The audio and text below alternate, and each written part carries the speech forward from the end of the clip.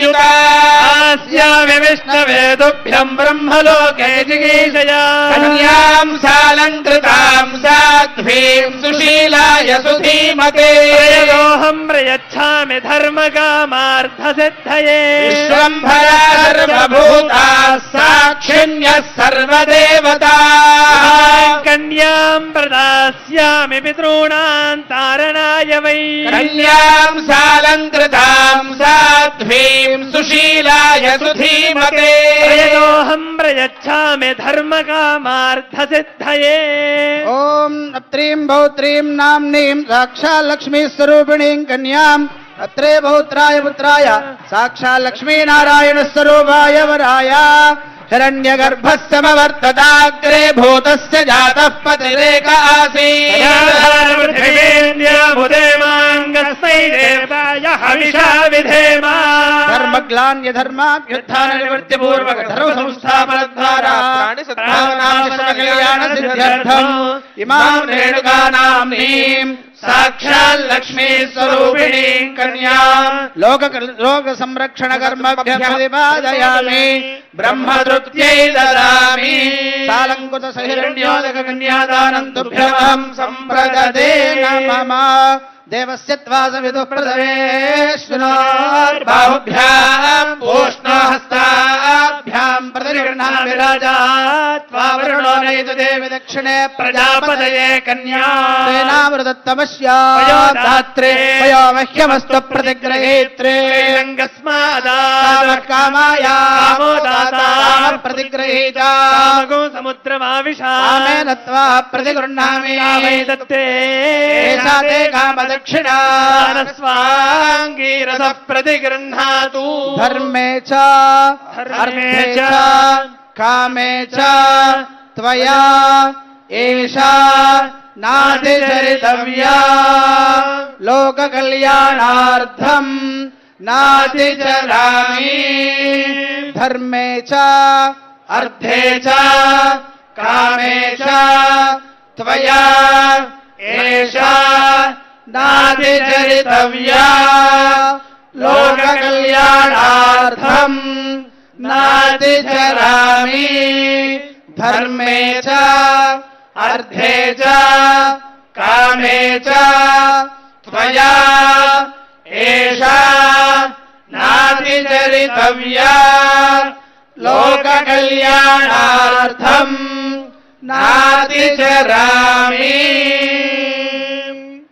धर्मे च अर्धे च कामे च त्वया ఏషా నాతిచరితవ్యా ధర్మ అర్థ కామములయందు నా కూతుర్ని ఏనాడు కూడా నువ్వు అతిక్రమించకూడదు అంటే దీంట్లో ఎంతటి పకడ్బందీగా మన మహర్షులు సమస్త విషయాల్ని ఈ 3 మాటల్లో పెట్టారు.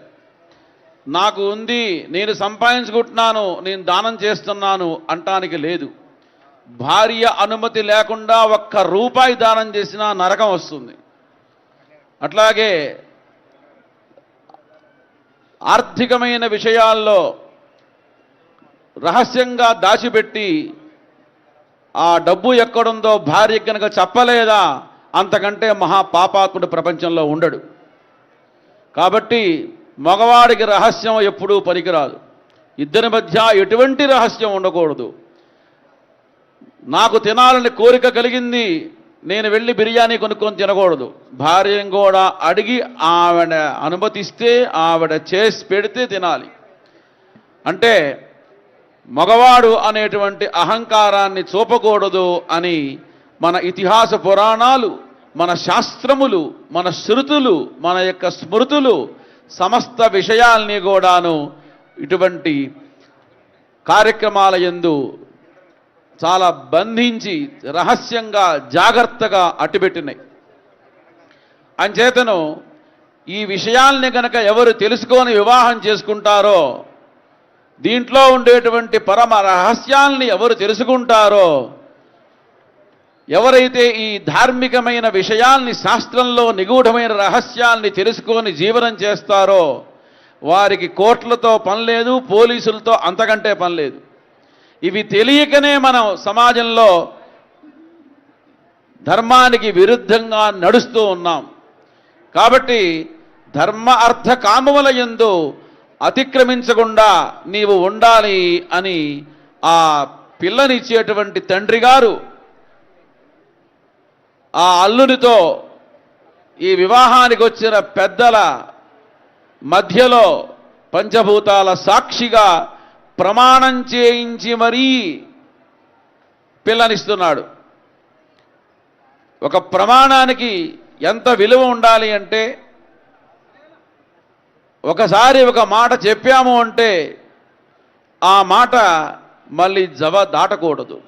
అబద్ధం మనో దరిద్రం అంటుంది వేదం. అబద్ధం చెప్పామా మనకి దరిద్ర దేవత వెంటాడుతుంది. తాత్కాలికంగా అబద్ధం చెప్పి ఆనందపడచ్చు, మన పనులు పూర్తి చేసుకోవచ్చు. కానీ సత్యం సత్యం వద, అందుకోసమే మనకు వేదం బోధించింది సత్యం వద ధర్మంచరా. సత్యంగా నీవు ఉండటం నేర్చుకో, ధర్మ మార్గంలో పయనించు. రామో విగ్రహవాన్ ధర్మ, శ్రీరామచంద్ర ప్రభువు ఆయన ధర్మంలో ఎలా నడవాలి, ఎలా ధార్మికమైన జీవనం చేయాలి అని ఆయన నడిచి చూపించాడు. రామవత్తు, రాముళ్లాగా నడవాలి, నతు కృష్ణవతు, కృష్ణుల్లాగా ఉండకూడదు, రాముళ్లాగా ఉండాలి.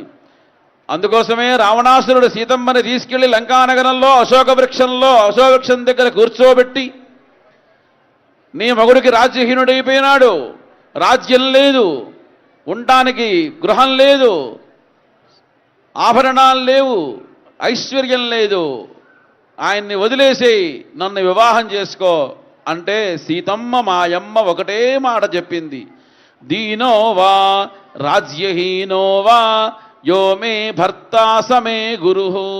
దీనుడు గాని రాజ్యహీనుడు గాని ఆయనే నాకు భర్త, ఆయనే నాకు గురువు. అటువంటి ఉత్తమమైనటువంటి జాతి రత్నములైనటువంటి మహాస్త్రీలు పుట్టినటువంటి నడిచినటువంటి మన దేశం, గర్వించదగ్గ భారతదేశం. అటువంటి స్త్రీలు మనకి మార్గదర్శనంగా ఉండాలి. అటువంటి సీత, అరుంధతి, ద్రౌపది, తారా, మండోదరి ఇత్యాది మహాపతివ్రతానాం అని చెప్పారు ఇప్పటిదాకా. అటువంటి మహాపతివ్రతలో నడయాడినటువంటి దేశం మన భారతదేశం. అంచేతనే అటువంటి విషయాలని ప్రతి కళ్యాణంలో, అది దైవ కళ్యాణం కావచ్చు, మనుష్య కళ్యాణం కావచ్చు, ఆ కళ్యాణ సమయంలో ఇటువంటి వాళ్ళందరినీ కూడాను మనం తలుచుకొని వారందరి సాక్షిగా వారందరూ ఈ కళ్యాణ మండపంలో ఉన్నట్లుగా భావించి వారి సమక్షంలో కన్యాదానం చేస్తున్నట్టుగా మనం మంత్రాలన్నీ చెప్తాం. దైవ కళ్యాణం చేసినా, మన ఇంట్లో కళ్యాణం చేసినా ఆ కళ్యాణానికి అంతటి గొప్ప వైశిష్ట్యం, విశేషం, అత్యంతమైనటువంటి ఫలప్రదాయకమైనటువంటి విషయం ఉంది.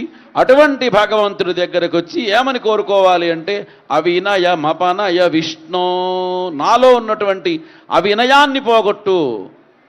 ఎప్పుడైతే వినయానికి యాంటీ అయినటువంటి అవినయం పోతుందో మన యందు వినయం ప్రకాశిస్తుంది.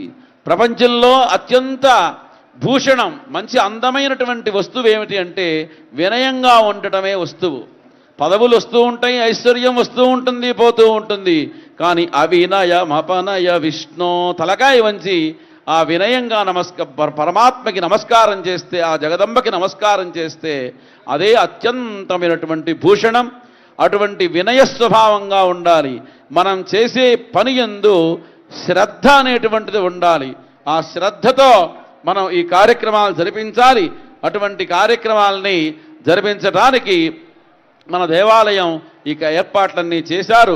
మరికొద్ది నిమిషంలో ముహూర్తానికి ఆసన్నమవుతున్నాం. బాజా సిద్ధంగా ఉండండి. జీలకర్ర బెల్లం తీసుకోండి బాబు. ఓ అక్షతలు వాళ్ళకు